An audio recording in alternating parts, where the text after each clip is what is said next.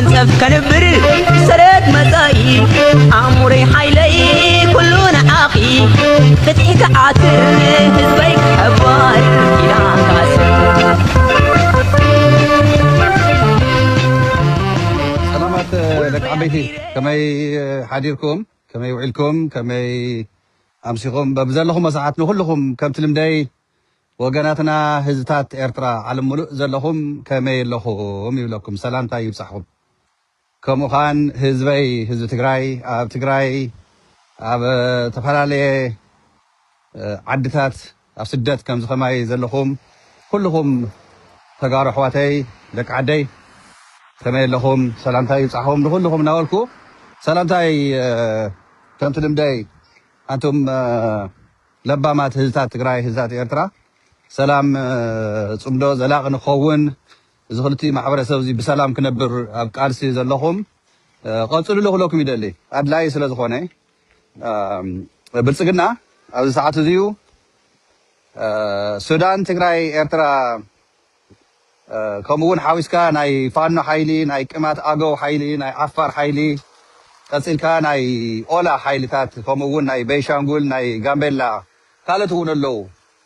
حاويسكا أبز طفول ساعات أي بتسقنا سرعات أبز الليل ساعات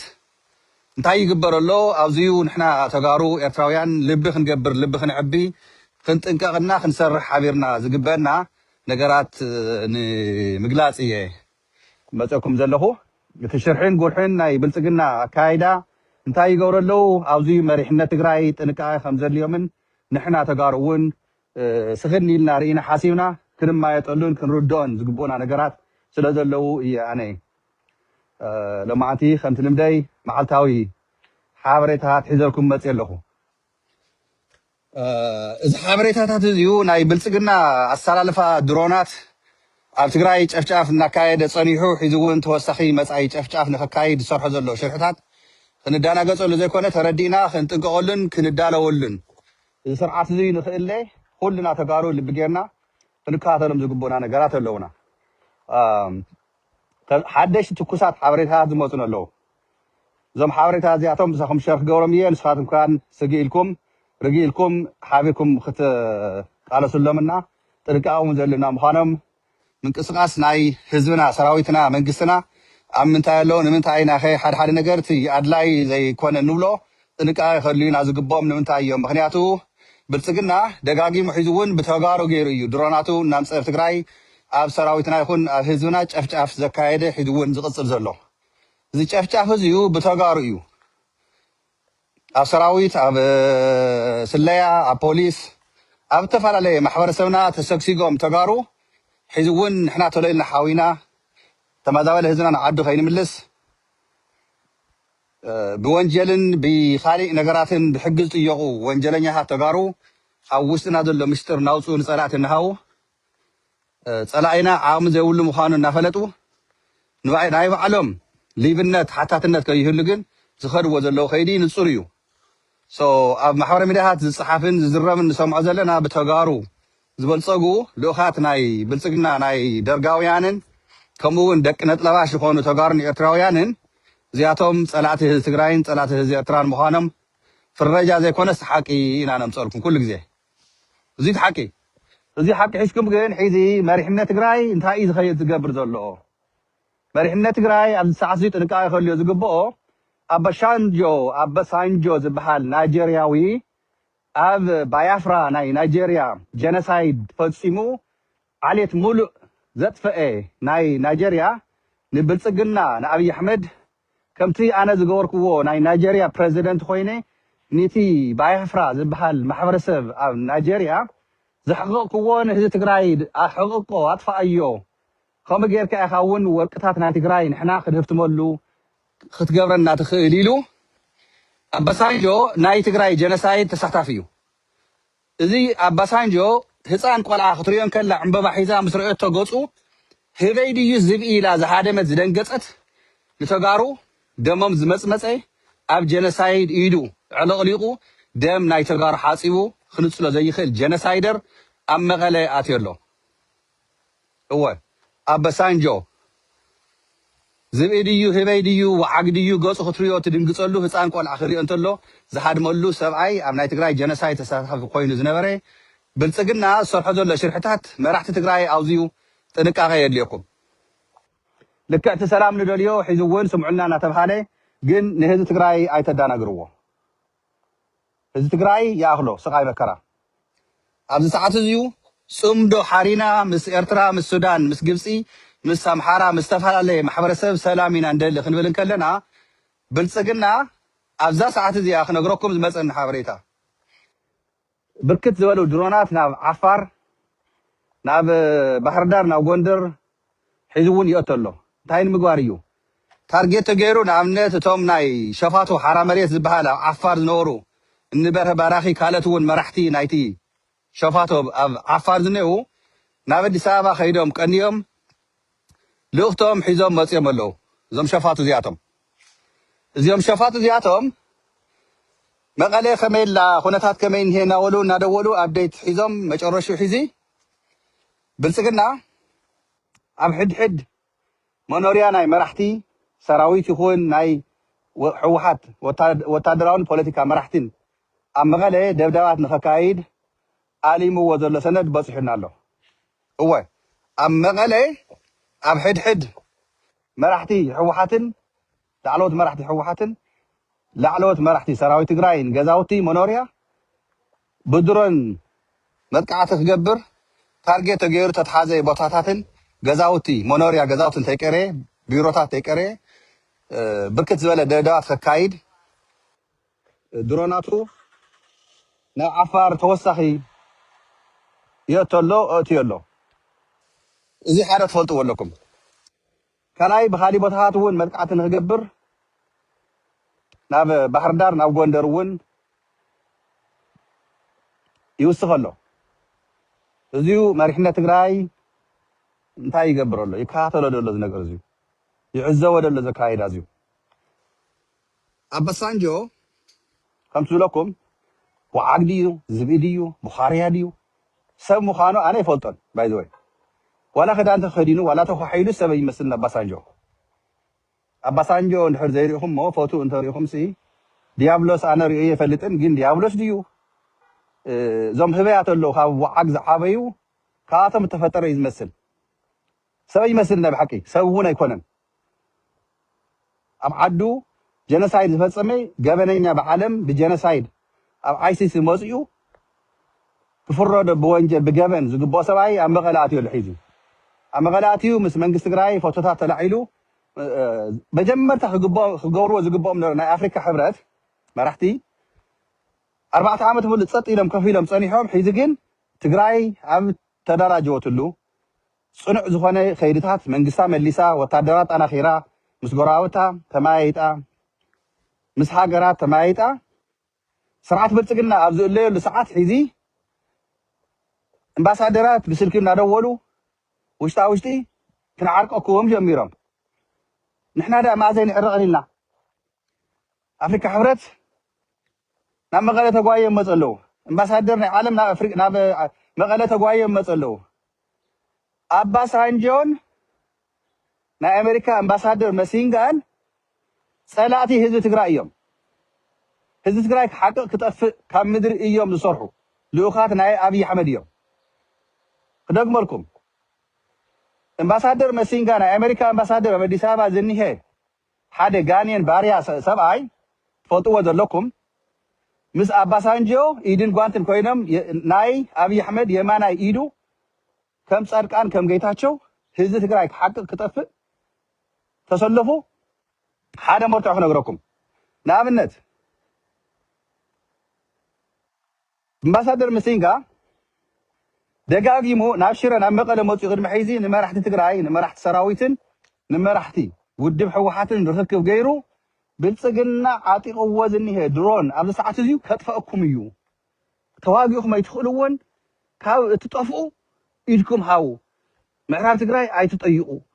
ስቁኢልኩም ምዕራብ ትግራይ ኣይረክብዋ ዓሪፍኩም ተቐመጡ ድሕሪ ሕዚ ኣየዋፀኩምን ኢሉ ኣፈራሪሕዎም እዩ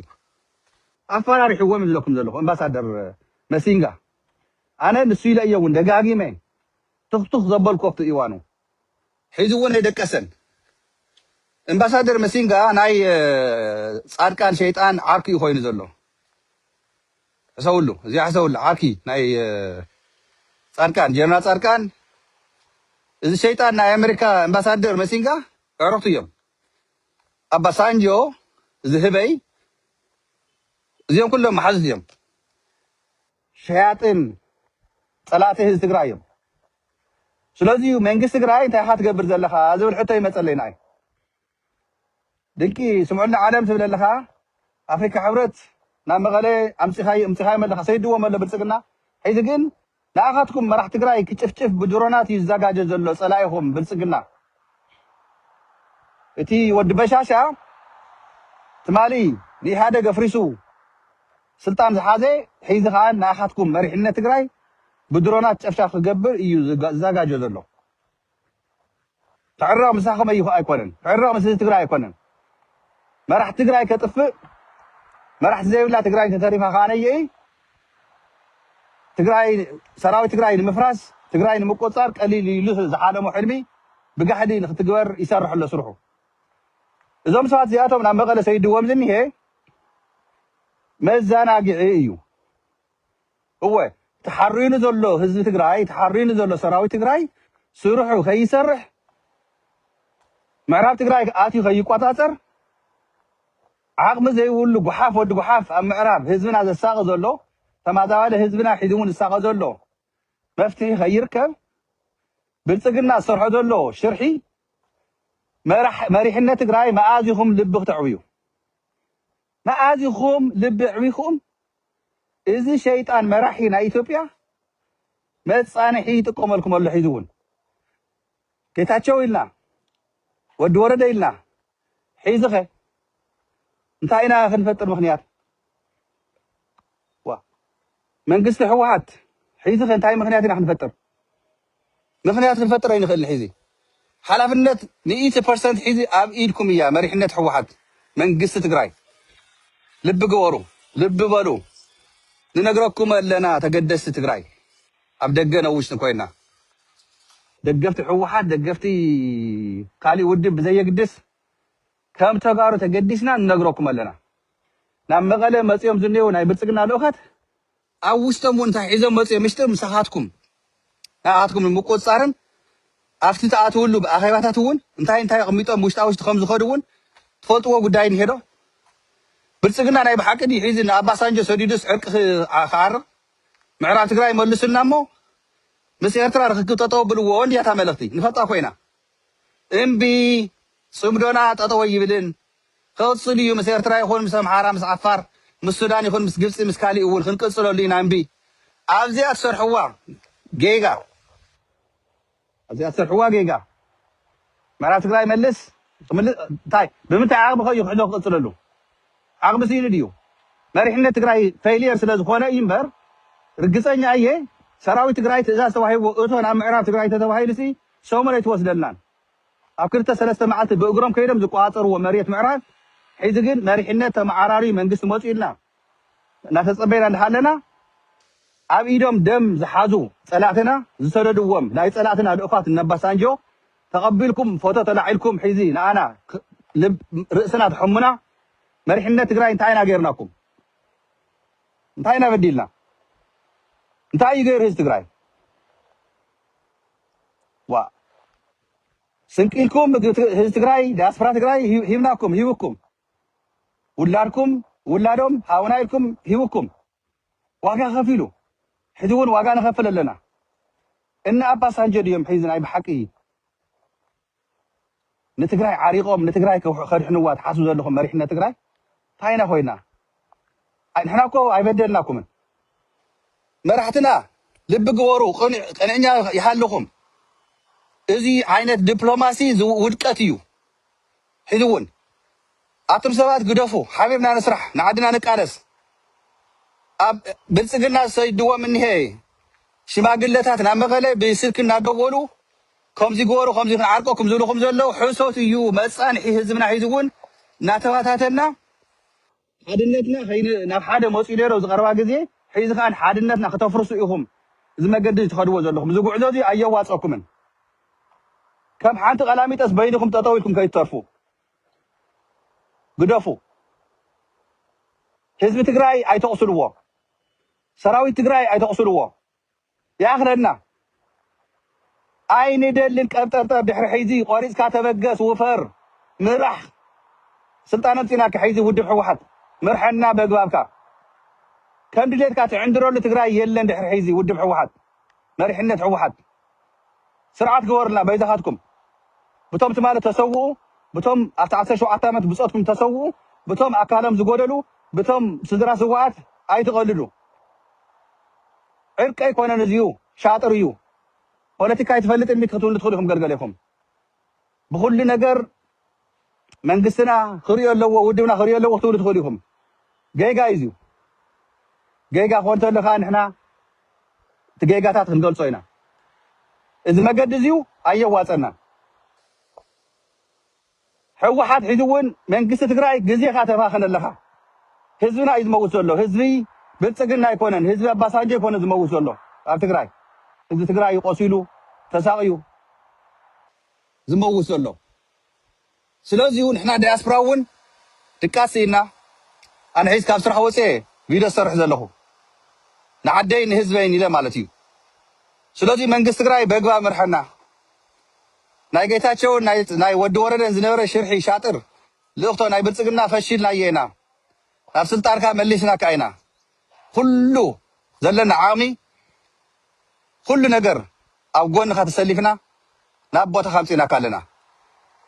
እዚ ሓንካስ መገዲ ትኸዶ ዘለኻ ሒዚ ግን ከም ብሓድሽ ዋጋ ክትኽፍለና ኢኻ ኣቱር ሰባት ዋጋ ክንከፍል ኢና ብልፅግና ግዜ እዩ ዝበልዕ ዘሎ ሒዚ ተወሳኺ ድሮናት ተወሳኺ ጾራት ክገዝእ ክሽምት ክልምን ከምፅእ ናብ ዓዲ ንሕና ግን ግዜ የብልናን እንኳን ደ በብመዓልቱስ በብሰዓቱ ትሕልፍዎ ዘለኹም ተባኽንዎ ዘለኹም ግዜ መሪሕነት ትግራይ ዋጋ እዩ ዘኽፍሎ ዘሎ ንህዝቢ ትግራይ ንህዝብኹም ክትመርሑ እዩ እምበር ኣብ ስልጣን መፂኹም ከም ድሌኹም ክትውንንዎ ትግራይ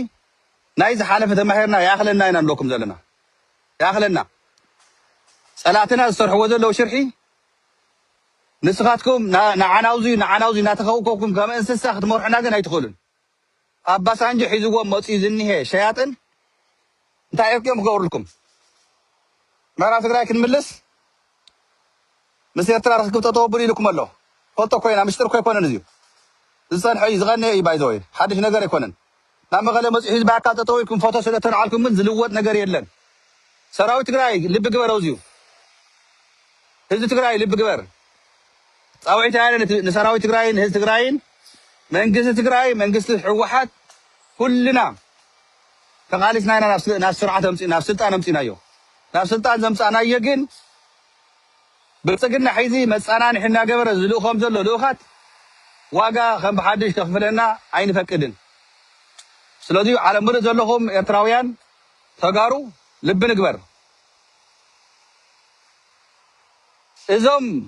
ፀላእትና እዚኣቶምን ቶም ኣዋፊሩ መዘናግዒ ዝሰርሑ ዘለውን እቲ ሰለስተ ዙርያ ጨፍጫፍ ድሮን ተካየደ ኣብ ትግራይ መጀመርታ ብወጀራት ራያ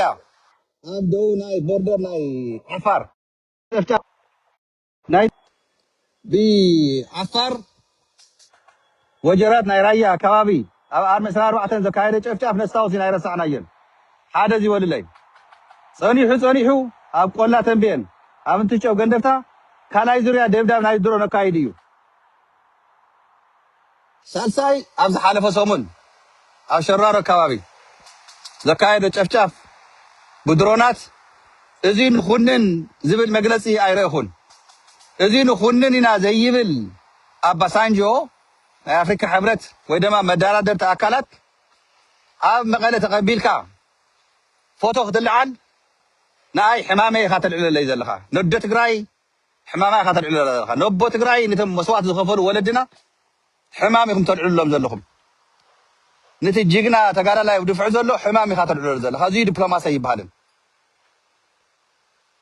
ጨፍጫፍ ናይ ድሮን ኩናት ዝኸፈተልካ ብልፅግና ንዙይ ጠጠው ኣቢሎ ንዙይ ንኹንን ኢሉ መግለፂ ዘይህብ ኣባሳንጆ ኣብ መቐለ ክትቅበሎ ተለኻ ግን ኣነ ይሓፍር يحزن لما وغسن دحان صقم يلن نحنا مسيرتنا تطو نبلو ركب دحر عيز خمسة يلا جن أنا بقول يلا كمان يطلعون لبولو مواطننا وجناتنا أحواتنا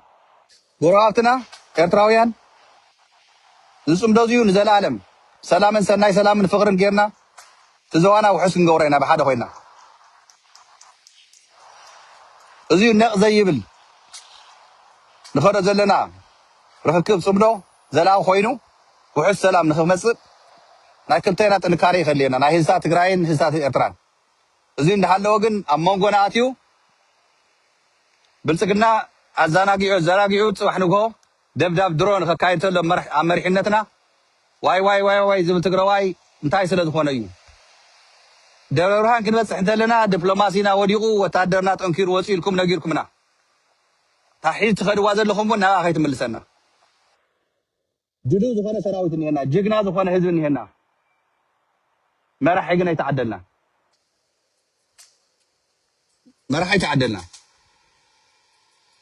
ስለዚሁ ጀነሳይደራት ደገፍትን ጀነሳይደራት ልኡኻት ናብ መቐለ መፅኦም መንግስቲ ትግራይ የዘናግዕዎ ኣለዉ ብልጽግና መሸመቲ ድሮናትን መለመኒ ድሮናት ተፅዋራትን ቆምብለታትን ንኽክብ ግዜ ንወዲ ወረደ እናውሕለይልዎ ኣይቀንዖን ሒዝኻ ነባሳንጆ ምፅኡ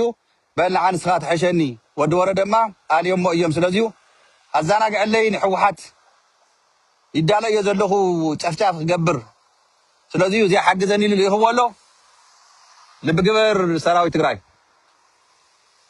ተስፋ ናባኻ እዩ ሰራዊት ትግራይ ንህዝቢ ትግራይ ውሕስ ትገብሮ መሬት ትግራይ ውሕስ ትገብሮ ንስኻ ኢኻ ፖለቲካ መራሕትና ከምቲ ንሪኦ ዘለና ግን ብጣዕሚ ብዙሕ ክዛረብ ይደል ይኹን ምክንያቱ እቲ ሓድነትና ስለ ዘድልየና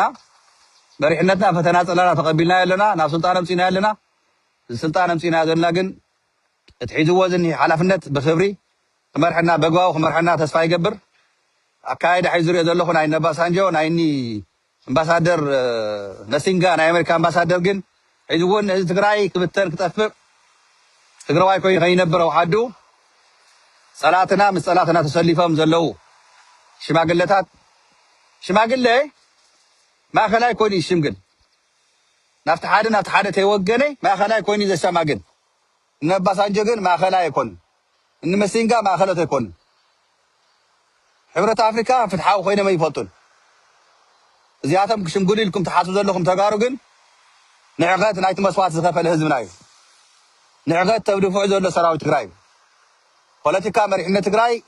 ሒዙ እውን ብጣዕሚ ፌር ዝኾነ ካይዳ ዝኽየድ ዘሎ ግን ይተዓረ ይብለኩም ኣለኹ ካብዚ ንላዕሊ ግን ቃልስና ንቐፅለሉ ናብ ሓደ ንምፅኣ ንስመር ትግራይ ክስዕር እያ ሰራዊትና ሒዝና ምንም ኣይንኾንን ፖለቲካ መሪሕነት ግን ተተመዓራሪዎ ፅቡቕ ነይሩ ይመስለኒ ከም ዝብለኩም ደጋጊመ በቢ ዘለኹሞ ሰላም ኩንለይ የቐኒየለይ ስለ ሰማዕኹምኒ ካሊእ ነገራት ኣሎ ኣብ ፌስቡከይ ፖስት ገይረ ኣለኹ ተኸታተልዎ ኢኹም እቲ ናይ ድሮን ኣካይዳታት እንታይ ጨፍጫፍ ክካይዱ ይዘጋጀው ከም ዘለዉ ፀላትና ናይ ሕመራ ዘሎ ባንዳ ግን ናሃደመይ ሒዙ እውን ይኸድ ኣሎ ሰራዊት ትግራይ ይንቀሳቐስ ኣሎ ናብ ምዕራብ ተባሂሉ ባዕሉ ዘምፅኦ ሽርሒ ባዕሉ ዘምፅኦ ሕሶት ሕዚ ግን ረዓዲ ተፈጢሩ ኣሎ ምክንያቱ ምዕራብ ትግራይ ኣብ ንቆፃፀረሉ ሰዓት ኢና በፂሕና ዘለና ሕመራ እናኣተወሉ ሰዓት እዩ ዘሎ ሕዚ ብመሪሕነት መንግስቲ ትግራይ እናተናገርና ንዝሓሓለሉ ዘይኮነሲ ተጠናኺርና ሕዚ ምዕራብ ትግራይ ኸይድና ባዕልና ንቆፃፀረሉ ድሕሪ ሕዚ ብዲፕሎማሲ ዝምለስ መሬት የለን ብቕልፅምካ እዩ መንእሰይ ትግራይ ድማ ተዳልዩ እዩ ንዝዩ ለሚንካ ቀባጢርካ ሸምጊልካ ዝምለስ መሬት የለን እዚኣ ሓዝዋ ተጋሩ መሪሕነት ትግራይ ግን ኣብዚ ከይተውድቐና منصف كنبر سرد مزاي عمري حيلي كلنا عاقي فتحك عاتر هزبيك حباي